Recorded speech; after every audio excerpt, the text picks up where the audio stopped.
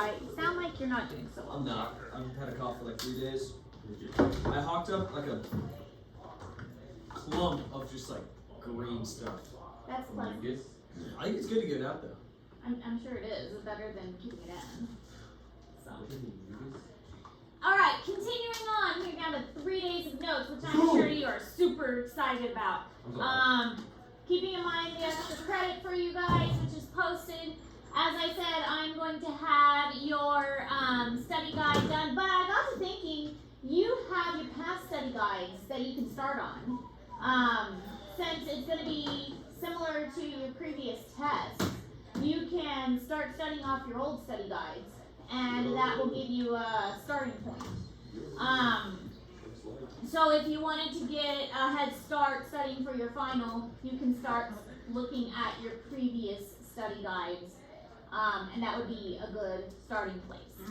So I will have your official study guide done by this, well, over the weekend is when I'm going to work on it.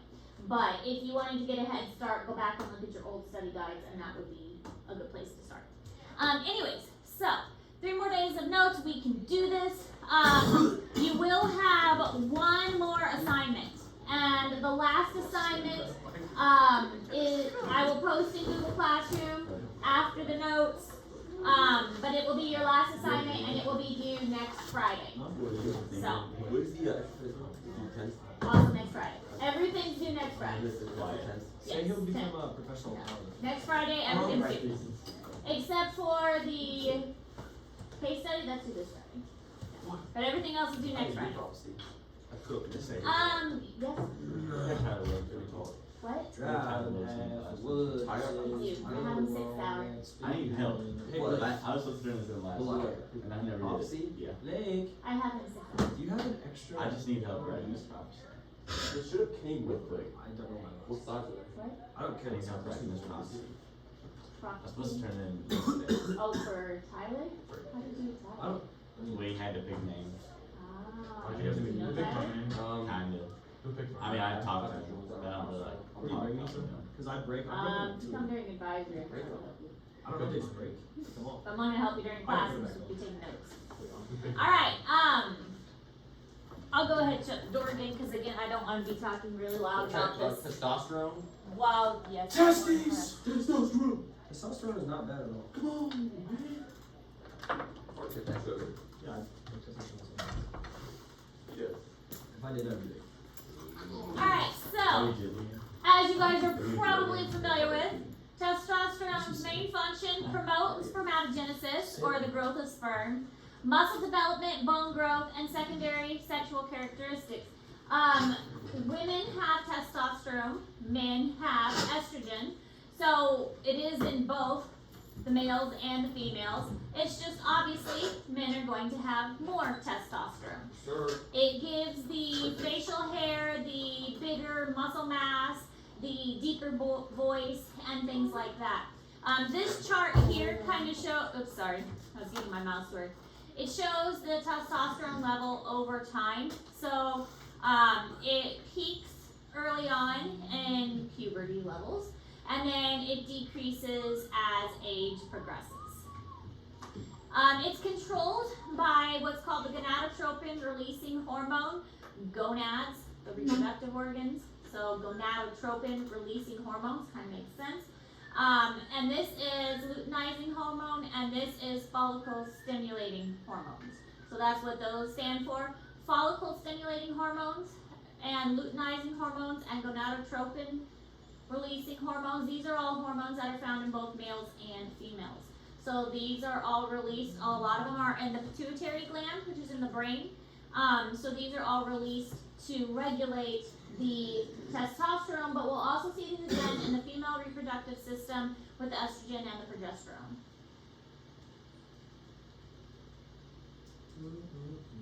So obviously testosterone plays a higher role in males, but again, that is found in females also.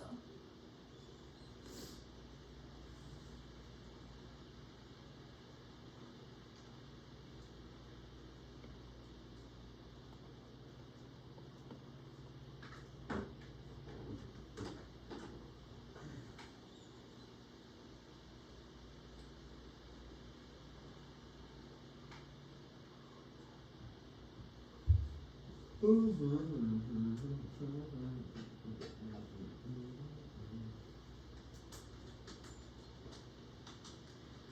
so we could have finished that slide. Oh wait, no we didn't. Okay. I was gonna say we could have finished that slide yesterday and moved on to the female reproductive system. So this is kind of how it works to make the sperm. In the pituitary gland, this is what this is. There's an anterior and posterior pituitary gland. We've got the follicle stimulating hormone and the luteinizing hormone, and they are going to release that or signal the release of the testosterone, and that is going to signal the stimulation of mitosis for the sperm growth. If you think back to biology, meiosis creates the gametes, and the gametes of course are the sex cells. Meiosis creates how many gametes? Mitosis creates an exact copy. Meiosis makes how many cells? You know some biology. Meiosis? Meiosis. How many cells? 2. Mitosis, Mitosis is is 2. 2. Meiosis is 16? No. 4. 4. Good. Good job. I'm Meiosis makes 4. Mitosis makes 2. What am I thinking of? That's like the net and everything. Like it has like the net different the actual amount. Oh no, I'm thinking about ATP. Yeah. Never mind. Yeah. Mitosis makes 2. Meiosis makes 4. Now, for spermatogenesis, all 4 of those are going to become sperm. So, one cell divides once into 2, and then each of those 2 divide again to make 4. All 4 of those are going to become sperm. It's a little different in oogenesis for a female. So, in males, all 4 of them become sperm. So kind of remember that. And spermatogenesis, all 4 of them are going to become sperm. And that's how you get so many, like, millions of them, is each time all 4 of them are going to become sperm. Then we have the female reproductive system, which of course is obviously different. You're not going to need to know all the parts. That's anatomy. We'll learn all that in anatomy. But kind of just like a brief overview, we've got the ovaries, which produce the eggs. We've got the uterus that grows the baby. That's kind of its whole purpose. The uterus is, I don't know why this was a good anatomy plan.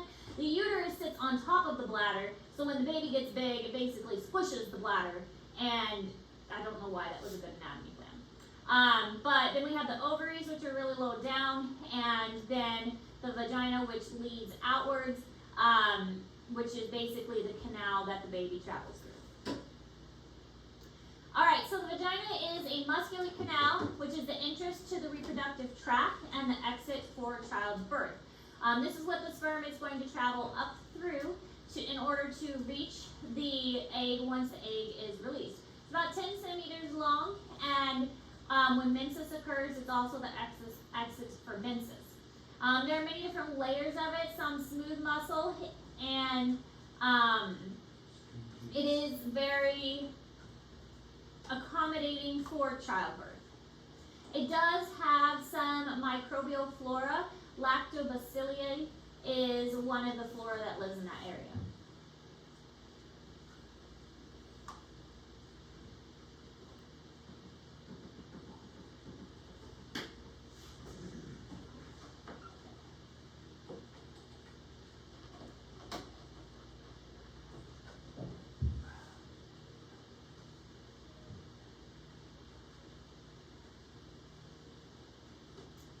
So the ovaries are the female gonads, just like the testes are the male gonads. They are located in the pelvic cavity.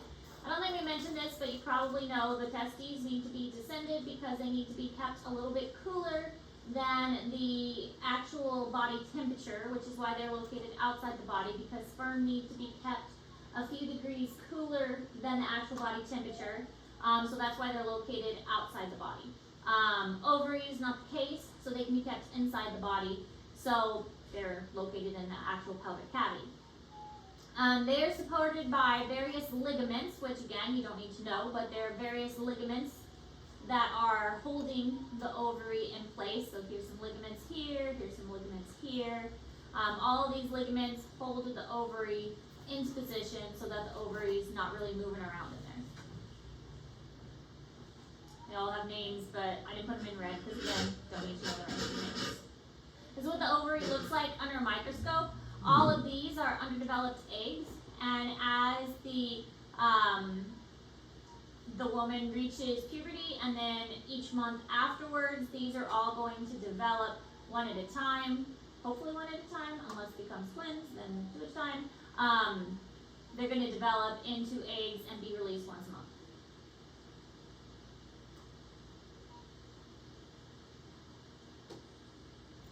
The ovarian cycle lasts about 28 days, and 28 days, typically, it can vary. It doesn't always last 28 days. Some women have shorter, some women have longer. 28 days is typically the average. This process is called oogenesis, which is the formation of the egg, which is the oocyte, and the egg itself is the oocyte, and there's a primary oocyte, and this is where it gets a little confusing. So, as I mentioned with the sperm, the meiosis creates 4 cells, but each of the 4 cells makes 4 sperm. In the female gamete, you have meiosis, and there are 4 cells created, 1, 2, 3, 4. But only one of those is actually going to develop into an egg. The other 3 are what are called polar bodies. And the polar bodies actually dissolve. So only one of those is going to develop into an egg, and the other 3 go away. So you only get 1 egg out of all of that. And then that 1 egg is the one that is released. So the polar bodies disintegrate, and one of them becomes a mature ovum eventually and is released. The eggs are kind of suspended in animation. The primary oocyte stops before birth. They all kind of become primary oocyte, and it kind of stops there. And then once puberty is reached, meiosis 1 is going to resume, and then that's when ovulation is going to happen.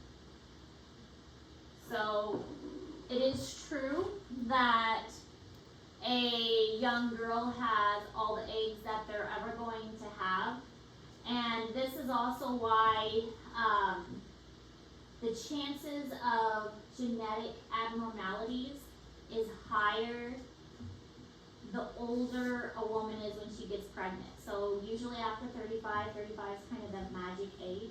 If a woman gets pregnant after the age of 35, there's a higher risk of things like Down syndrome and birth defects and things like that, and higher risk of miscarriage because the eggs have been around for a lot longer by that point.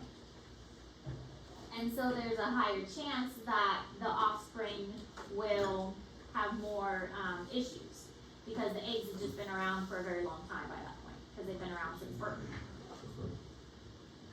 So they're kind of old eggs.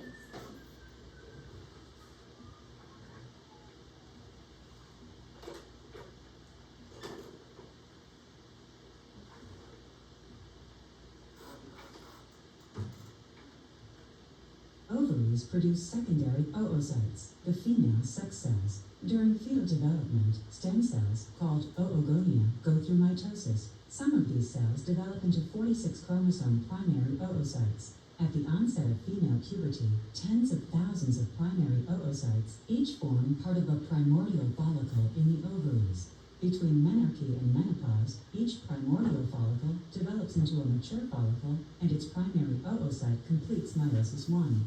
Some primary oocytes become secondary oocytes, 23 chromosome cells that begin meiosis 2, then pause. Each month, 1 secondary oocyte is released into the uterine tube.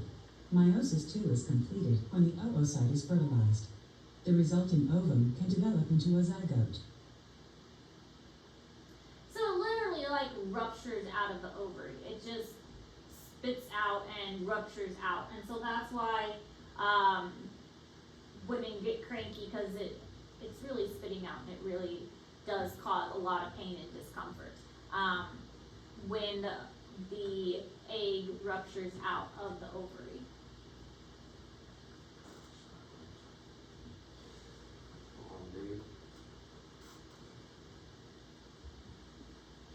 Now, it used to be called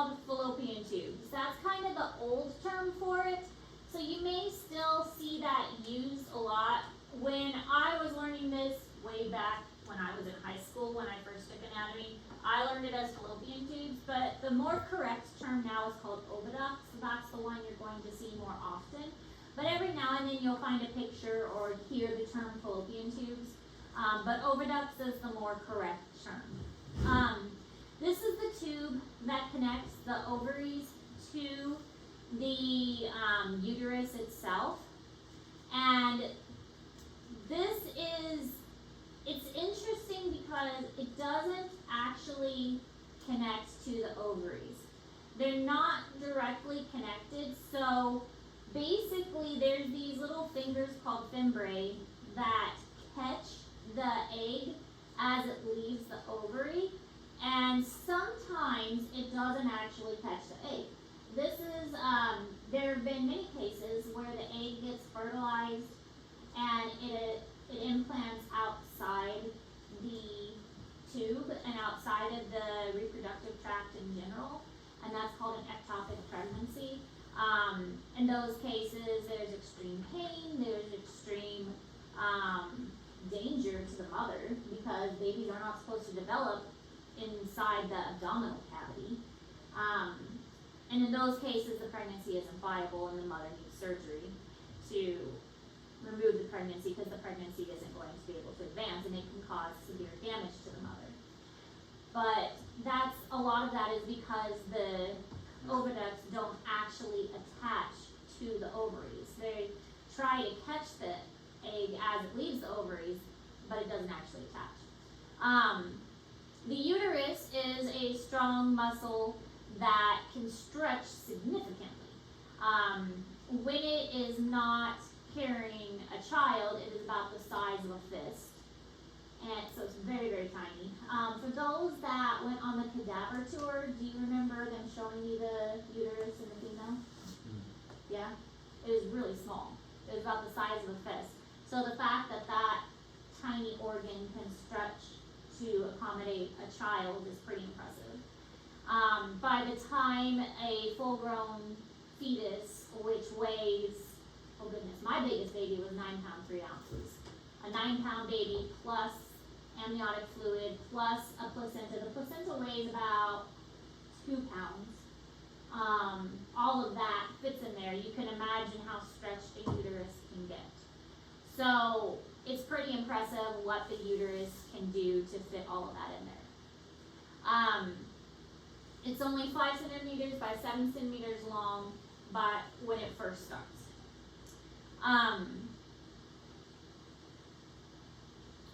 The oviducts is where fertilization takes place. There's a misconception that fertilization actually takes place inside the uterus, and that's not true. Fertilization actually takes place within the oviducts itself. Implantation takes place in the uterus. Fertilization of the egg takes place in the oviduct. So this is all in Google Classroom because this is a lot of information, so I just put it all in Google Classroom to help make it easier. There's 3 phases of the ovarian cycle, and then there's 3 phases of the uterine cycle. The ovarian cycle has the follicular phase, the ovulation phase, and the luteal phase. This is all in the ovary, like the egg getting prepared to be released from the ovary. And this is all part of the uterine cycle, whether the egg is implanted or not. So menses would be like the woman's monthly flow, and then proliferate phase is the building up of the lining to prepare for implantation, and secretory phase would be if the egg implants or not. So all of this is regulated by the production and the release of hormones.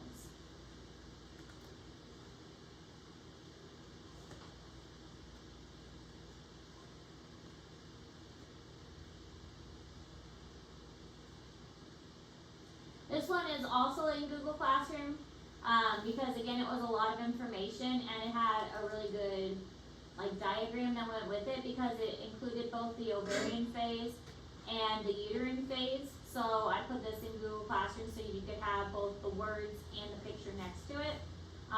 So I felt like it was a good one to add. So changes in the uterine lining, it happens in a cycle of 28 days. It's basically shed, rebuilt, and then prepares for implantation. If implantation doesn't occur, then the process repeats itself. If implantation does occur, then the process stops and the next phase prepares, and it continues on with what happens after fertilization. So menses is the lining is shed, and that takes about 2 to 7 days. And then proliferate phase is basically days 7 through 14, and then usually ovulation happens at day 14. This one has a lot of flexibility. If a menses is going to last longer, this is usually where that flexibility takes place. Once ovulation happens, then there's usually about 10 to 12 days is the secretory phase. And if implantation doesn't take place, then the lining is going to be shed. So if implantation does take place, then the lining is not shed. But this is where all the flexibility is, when ovulation happens. But usually it's about 14 days into the menstrual cycle that ovulation happens. A lot of people who are trying to get pregnant will try and predict their ovulation day. It's like a 3-day window that the person can typically get pregnant within. There are now ovulation kits that can predict your fertility period. So a lot of people who are actively trying to get pregnant can get these ovulation kits that are over the counter to try and predict when the best times to try and get pregnant. And this picture's in Google Classroom. It shows the egg development, and it also shows the uterine development and how the uterus grows thicker in order to accommodate an egg. And this shows the hormone balance too, and how the hormones spike. And that's what the ovulation kits detect, is the hormone spike at the release of the egg.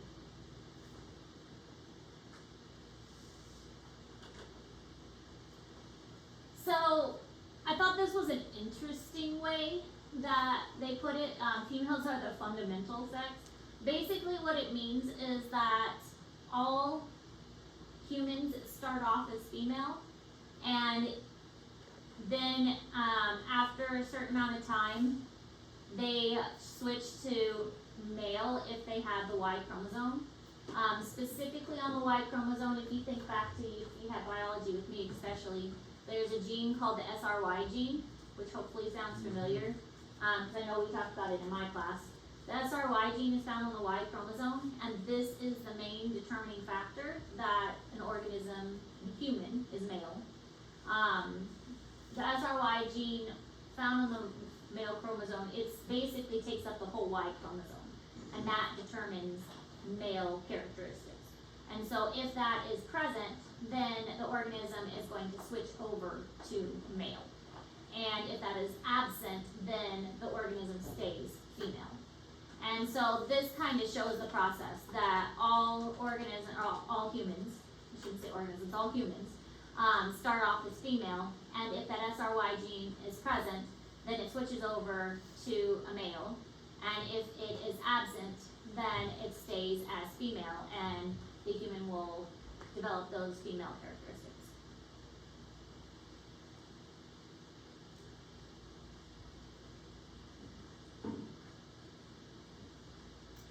And then there's this thing called bipotential, and then multipotential.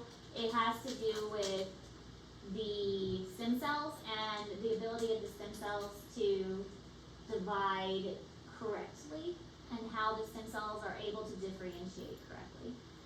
Can they differentiate into multiple things, or can they differentiate into just a few things?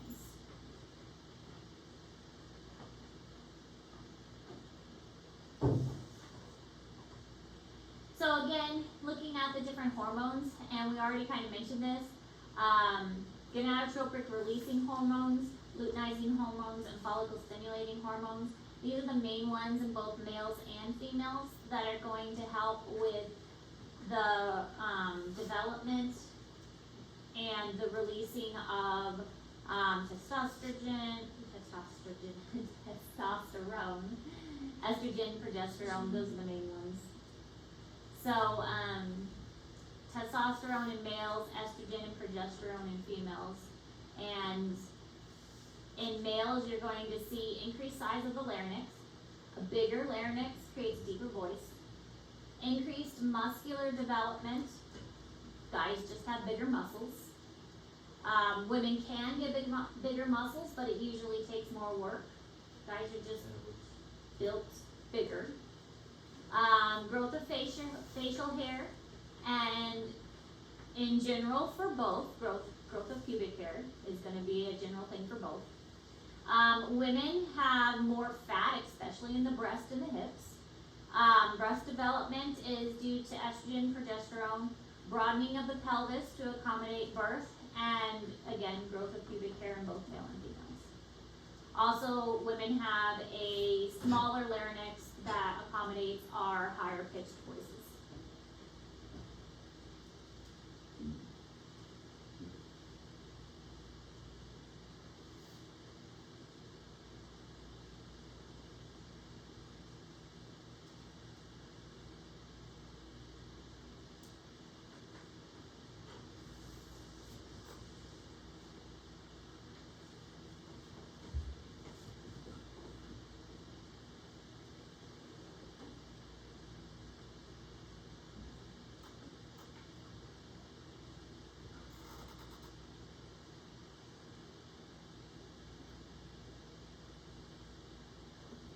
Alright, so now we're moving away from like the general, this is about general characteristics of male and female, and looking more at fertilization and development. And that's what we're going to kind of stick on for the next couple days is fertilization and development. So there's this thing for figuring out a due date. And this is what doctors are going to go on for when a person is, they actually have this really cool kind of like, it's a circle wheel, and they twist the circle wheel to figure out what the due date is. When you first figure out you're pregnant, you'll go to a doctor, you schedule your first appointment, and they'll say, okay, what was the first day of your last menstrual period is what this is referring to. First day of the last menstrual period. And that's what they ask you, and then they will figure out your due date because they will add 7 days, and then they will subtract 3 months and add a year. So basically, and they just use a little chart to figure this out. Or the easiest way to do it is you put in the first day of your last menstrual period into the computer, and it will spit out your due date. But if you wanted to figure it out on your own, you could do it like this. So if that was December 16th, then you add 7 days, December 23rd, you subtract 3 months, December 23rd, or September 23rd, and then you add a year. So that would be the due date. And the due date is an estimate. It gives you an estimate. It's hardly ever right. Not a single one of my 4 children came on their due date. 2 of them came a day before, and the other 2 were overdue. So it's not accurate at all. But it gives you like an estimate to go by. So I mean, that's something. Your ballpark. Yeah, it gives you a ballpark. And it's helpful to have because then you can kind of like every appointment that you go to, they take measurements and they're like, okay, the baby's on track. And they don't want the baby to be too far off track. So it gives you like a goal to shoot for kind of thing. And you need at least something to go by so that they can make sure the baby's on track to make sure it's healthy. So pregnancy is usually measured in trimesters, first, second, and third trimester. And a human pregnancy is 40 weeks is full term. 38 weeks is considered mostly full term. If a baby can make it to 37 to 38 weeks, then they wouldn't typically stop a pregnancy. If a person went into labor at 38 weeks, they would definitely just let the person have the baby. anything, well, 36 weeks, they'd probably let the person have the baby too. Anything earlier than that, they would probably try and stop the labor and let the baby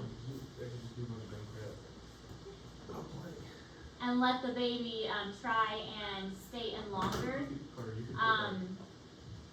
You could just switch up everything almost. I'm so glad you're paying attention. Now I know exactly what to focus the final on. Maybe I shouldn't even just study guide. I don't have to study guide. I don't know. Maybe I won't.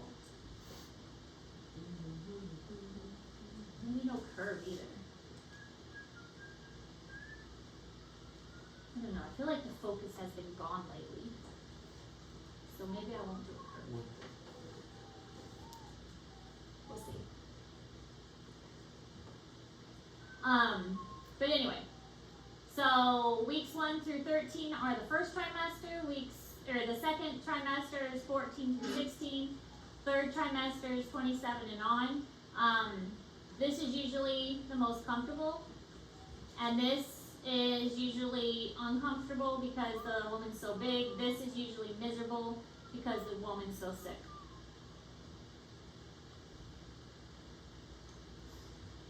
Fertilization.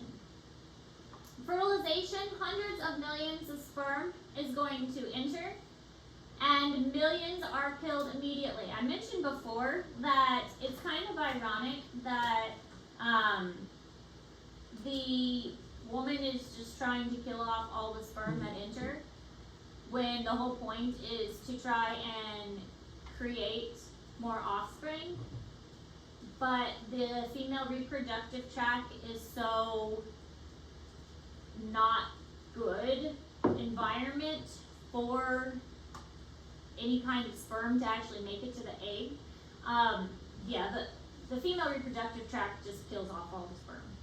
And there's so many that are killed almost immediately. But at the same time, sperm can actually live in the reproductive tract for 3 to 5 days.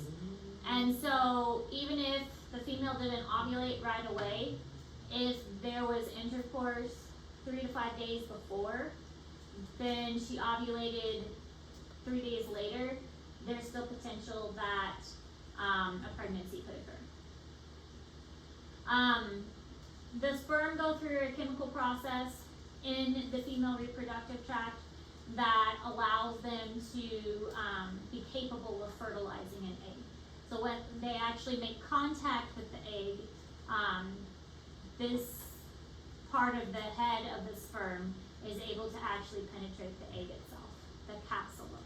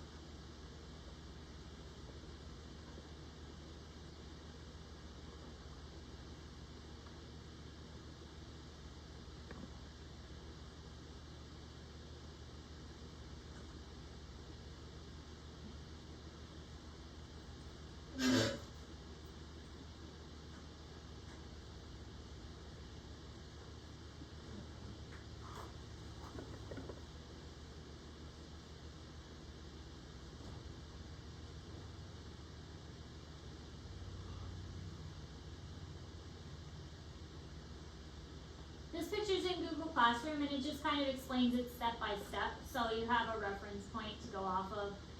Only one sperm is actually going to make it inside. I think most people know that, so we won't go into that in more detail. But once that one sperm makes it inside, a reaction goes off that prevents any other sperm from making it in. So then it kind of blocks all of the others, because that's good. One sperm has 23 chromosomes, one egg has 23 chromosomes. You don't want 2 sperm getting in there, because then you'll have too many chromosomes. So once that one sperm makes it in, it prevents any others from getting in. Which again, good thing, because you don't want too many chromosomes on the inside. So the oocyte is completes meiosis upon fertilization. So now we've got a full set of information in there, and we've got the 46 chromosomes that we need in order to make a complete set. This is now going to become an ovum, and fertilization takes place in the oviduct. As I said before, it's not in the uterus, as many people believe. The egg is fertilized in the oviduct. And this is where it gets a little bit tricky. Since fertilization takes place in the oviduct, a person can be pregnant before a test will even turn positive, because if the egg is fertilized in the oviduct, a test is not going to be positive yet, because a test will not turn positive until the egg implants, which is not until much later. The egg's already fertilized, the female is already pregnant, but the test is not going to turn positive until the egg implants in the uterus. And that's not going to happen until the egg continues making its way down the oviduct.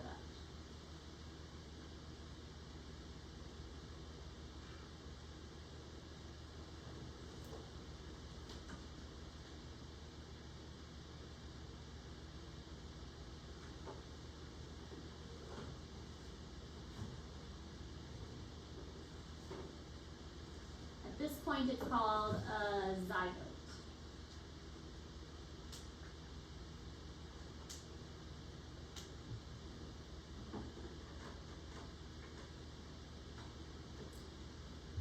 My master's thesis was on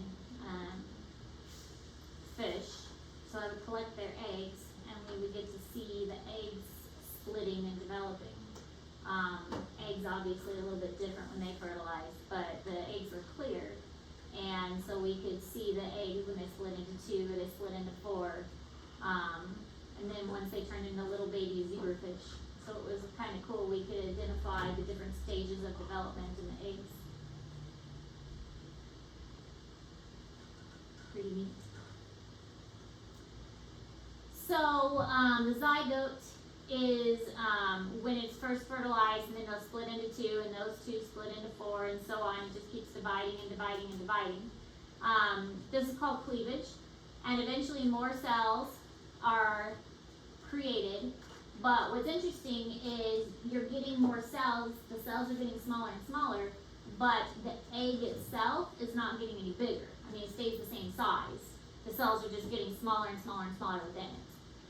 So 3 days after fertilization, you've got all these tiny cells within the same kind of ball, and you have what's called a morula, and then the morula turns into a blastocyst, and the blastocyst has about 100 cells in there. There's this term called conceptus, and the conceptus is the product of conception in all stages of development from the zygote to birth. So from the time it gets fertilized into zygote, all the way up to birth, all of the stuff, including like the fetus and placenta and amniotic fluid and umbilical cord, everything is called conceptus. Kind of a weird word, conceptus.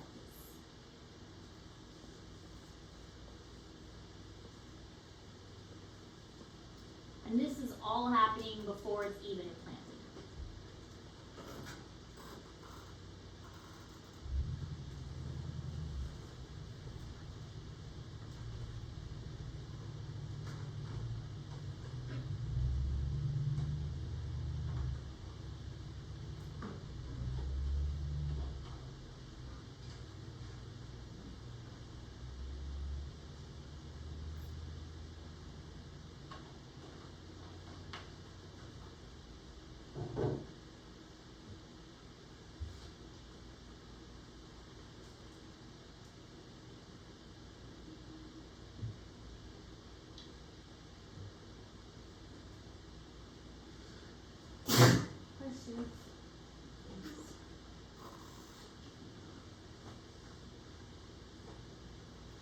shows the process.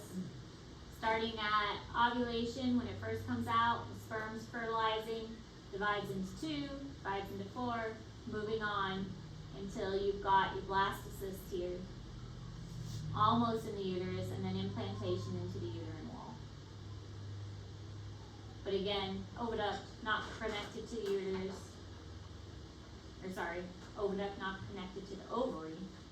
Ovary held in place by ligaments.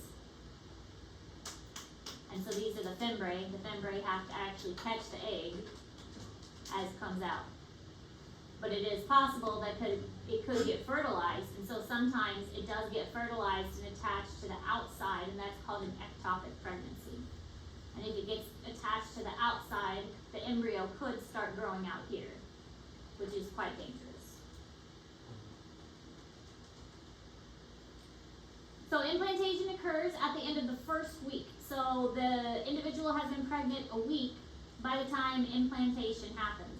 So first of all those sperm have to actually get to the egg. Then there's only a couple hundred or so, or less, that actually get to the egg. Then it actually has to get in the egg. Then it has to make it all the way down to the uterus to get implanted. And then 50 to 75% actually fail to implant. So when you think about all the odds that are stacked against pregnancy, it's amazing that any of us are actually here.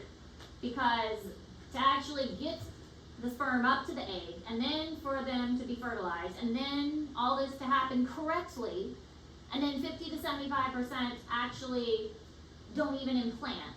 I mean, it's amazing that we're all here. But if it does successfully implant, then it implants into the uterine wall, and the side that is going to implant into the wall, that's going to become the placenta. And the side that is not implanted into the wall, actually this is the placenta side. The side that's implanted into the uterine wall is the placenta, and the side that is not, that side is going to become the baby. Once implantation happens, a hormone called HCG is released. And HCG is only ever found in the blood or in the urine when the mother is pregnant. And that is what turns the pregnancy test positive. And that's how the pregnancy test can get that little color on the test for the first time. So a mother doesn't even know she's pregnant until she's been pregnant for a week already. And that's why if a mother is drinking, if a mother is smoking, or if she doesn't have prenatal vitamins, so much damage can be done to the fetus already.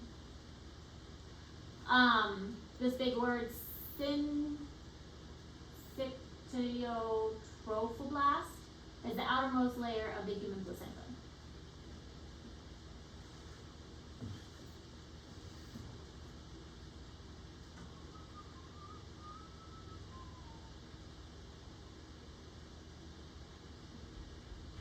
We already talked about like neural development, that neural development happens, it's one of the first things to develop in a fetus, and that if you don't have folic acid, then the neural tubes aren't going to form correctly, and that leads to spina bifida, and that was one of the more common fetal developmental issues.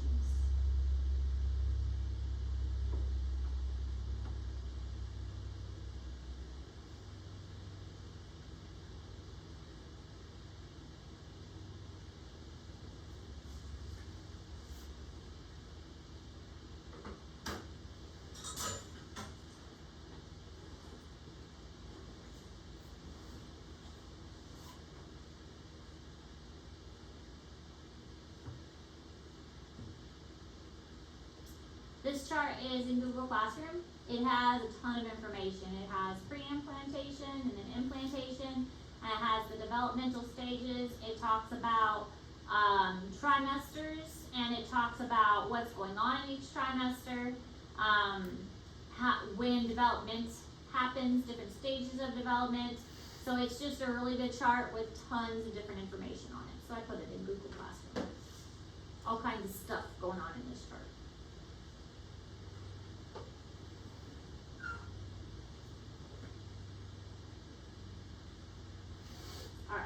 This is a good place to stop because it talks, from here we're gonna talk about, like development of the placenta and the yolk sac and things like that. So this is a really good place to stop, and we'll pick back up here tomorrow. Questions? Hmm?